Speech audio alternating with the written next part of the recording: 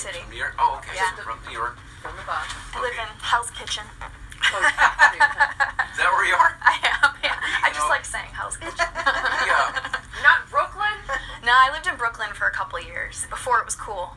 Oh, Yeah. yeah. Now it's like, it's too hip for the room. It's expensive, and it's taking all the fun out of it. I was just telling Valerie how expensive it is now in Brooklyn. It's nuts. Used to be. That's all my friends who moved to New York to do whatever, to act or do comedy or whatever like that. They for years they all lived in Brooklyn, and now they can't. Now Now they're in like their sister's basement in Queens, or wherever they got to do it. Right.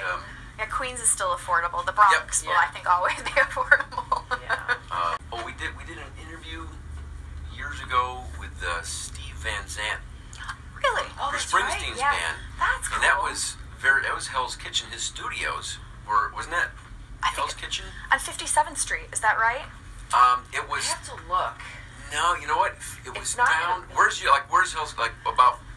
So it's like from 8th Avenue all the way to 12th Avenue or to the river, and then from I want to say like 59th or so and down to 42nd. That's considered Hell's Kitchen. Yeah, like that giant block. Maybe we weren't. It was. I think it was his studio. At least one studio was closer to like in the 20s. Oh, okay. 23rd or something like that. There are a lot of studios over there. And it Chelsea. doesn't look like anything. Yeah. Yeah, It didn't look like anything. You had to go through a back gate. There was like a garbage can, and then there was a door, and then you walk in, and it's like boom. Yeah, how funny. Yeah, and it was cool because it was. Yeah, it was cool. Because he was Sylvia on Sopranos still, or just coming off of that. Right. Yeah. And then we run his radio show on the weekends here, the Garage Band, Little Steve's Garage Band, whatever. So that's why we were actually down there to interview him. But Oh, that's fun. couldn't have been a nicer guy. Yeah, cool. I'm happy to hear that. I have a few friends that worked on The Sopranos, and they just said what a tight-knit family it was. I worked on Nurse Jackie with Edie Falco for 6 years. Did you really? Yeah. That was my wife and I watched that for a while. Oh yeah. I mean, because we'd have Showtime on and off. when they offered the deals. Oh, totally. Totally. We Me watched too. Nurse Jackie. She was good in that, and it just bothered me, like the character. It's like you just want to strangle her. I want to know. strangle her. It's like watching Shameless, and I want to punch Bill Macy in the face. Me too. It's like, but he does such a great job with that character. Same with Nurse Jackie, though. Yeah, those I wanted to Showtime shows. slap her, I know. But that's what makes them good. What were you in Nurse Jackie? What was your... I stood in for Merritt Weaver, who played Zoe. Okay. And so I was like her second team, essentially like her rehearser. And worked with the camera department in motions and also a lot of lighting. I was like a lighting tool. Reflecting the light. And then, cool, though. and since I was already there, dressed in scrubs, they threw me in the background. Nice. So you can see me in almost every episode. You're working. You're Oh, there. good for you. I created the sanitizing nurse, so I'm like walking around like You're this. Just like not saying anything but moving my hands. That's good. It was You gotta fun. get on Billions. Oh, I've been on it once. You were what? I stood in for the wife. Oh. No kidding. Yeah. The dark-haired, like whose wife? Which wife? The blonde or the dark-haired? the dark-haired wife that's in the office. Paul Giamatti's wife? Yes. She's the the HR Yes. psychologist or Yeah. whatever. Yeah, I stood in her office, and it was an episode that Neil LaBute was directing, so that was really cool. Wow. To see him up close and That's personal exciting. in action. Yeah, and they brought around, not dilly bars, they brought around like some ice cream treat. It was right before we were going to wrap, and it was like, we had an hour left to shoot, and all of a sudden all of this ice cream shows up, and we're like, all right, when in Rome. Because there was that episode where he buys a piece of that, like, hostess. It's basically like a hostess company, and in Billions? I don't know. Yeah, in Billions. Oh, I haven't seen that episode. Yeah, he bought, I think it must be the one you're talking about, because they do bring in all this stuff. Yes, you're right, and the guy For eats the the shot. giant Twinkie thing, Yeah, and he's eating, Yes, I was stood in for that scene too, for No one of kidding. the interns in the office. Oh, that's fun. Well, we'll get We an shot it the same update day. on the. Tony was your uncle, grandfather. Great uncle. I just want to make sure I got that. Yeah, my straight. grandfather's brother. Your brother's brother. Yeah, but my grandfather died when my dad was 9 or 8, so he was very young, and he was the youngest of all of his siblings. So what ended up happening was Uncle Tony stepped in and helped take care of my dad. So I had that kind of like grandfather-granddaughter relationship with Uncle Tony, and that's how I admired him. Oh wow! Well, it was certainly big news locally And then nationally, and I can't remember how many months ago was it that there was the break-in at the Boxing Hall of Fame in Canastota, and Carmen Basilio's belts and Tony Zale's belt was stolen, and that's when we kind of picked up on it and made the offer. But that was big news here. How did you find out about it? I found out, I had actually been working on a new TV show for Hulu. We were filming in Upper Nyack in New York. And I got home at like 10 p.m. after a 14-hour day, and my mother called me, and she said, well, we got a phone call from Ed Brophy, and there's a break-in at the Hall of Fame. And I just, like my heart just stopped.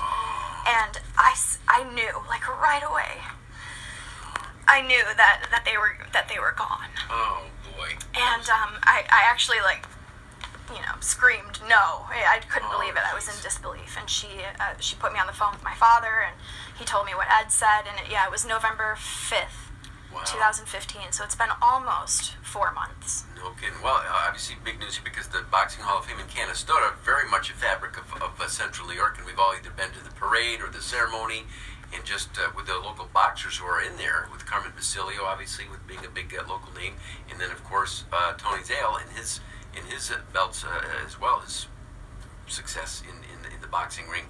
And that's why we picked up on it at the time, because we know so many people are passionate about those types of memorabilia, especially with the local connection. So that's what we decided at the time, is, you know what, we think someone would know something. So we'd say, that's when we initially made the offer on the air, to like, all right, if somebody has, at the time it was like, just bring us the belts. You know what, drop them off at the station, call us up, just at this point, all we want, bring those belts, all of them, back. And that's how it started. But I guess there's been some updates to that initial reward offered. Yes, there has. And thank you so much for getting on the bandwagon and starting that and having that initial reaction right away.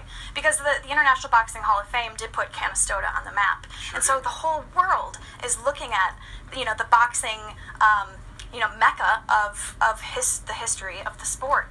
So, what happened, I think after you guys put that out on the Monday, that's when the press release came out. My father called the following day and added $2,500 to your $5,000 reward, just to bring the belts back. And that's the perfect way to say it. Like, just, we don't care if you drop them off at the doorstep, just give them back to the families. So after we had the $7,500 reward, we sent out a press release from Zale's Corner to our email list, and the WBC, Mauricio Suleiman, wrote back right away and said the WBC is going to match your reward. So then it went up to $15,000. Wow. So that was huge. So just have a recognition from a company. The WBC has been around since 1963, and to have their support was really, really helpful. Wow. And just yesterday, the International Boxing Hall of Fame decided to create a reward on behalf of them, a $5,000 reward for the arrest and information that leads to the arrest and conviction. Oh, wow. So is there any leads? I mean, do they have any information about where they could be? Did they sell them to some, like, Saudi sheik or something? I mean, who's going to buy them? We don't know. You can't show them off. And you can't buy them. You could, in some can't states, legally buy them, you could do jail time. Yeah. But that's the mystery. It's like, these are such personal achievements. I know. So why would you take something that someone else so clearly earned and so visibly in boxing history and ESPN classic fights? That's Sugar Ray Robinson, 1957, Carmen Basilio split decision at Madison Square Garden. It's like, come on. Yeah. Well, and at the time, I remember thinking that because of the way it happened, the whoever broke in and then went right to those items, because there were other things bypassed on the way to where those belts were, that somebody specifically knew what they were, what the belts were all about, and went there, because apparently they weren't in there that long in the hall after they broke in. So whoever did it knew what it wasn't like they just randomly started grabbing stuff. This is my theory. I don't know if anyone has any other theory, but knew exactly, went in, broke the window, got in, took the belts, and left specifically for those belts. Yes, they were definitely targeted. They passed up Mike Tyson's mouthpiece and Muhammad Ali's robe, and they even left behind a diamond ring. We're not sure if it's a replica. I think it is a replica diamond ring, a Hall of Fame ring that was in with my Uncle Tony's 2 belts, and that was left behind. So that to me very clearly says how this wasn't a money crime. This was a memorabilia heist. Yeah.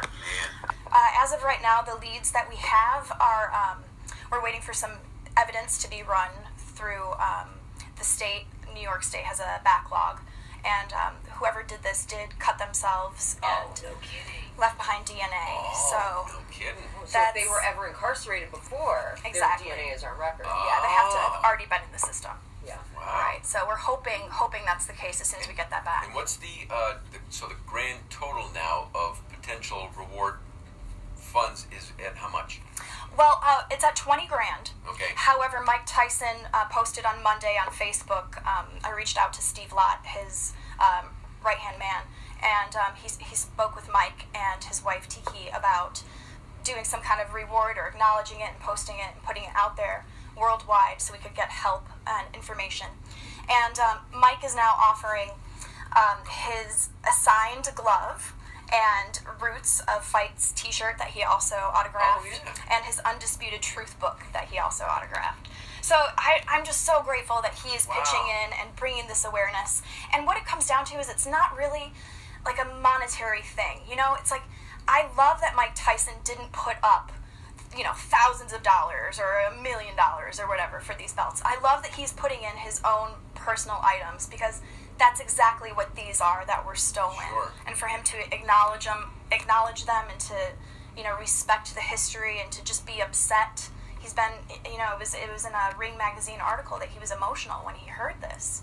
I don't know if that means angry or or upset, but he clearly has had a strong reaction. Yeah, it's personal. Again, for people who hear this, the phone number, or are we asking people to call, is 315-697-2240. It's the Canastota Police Department. Perfect.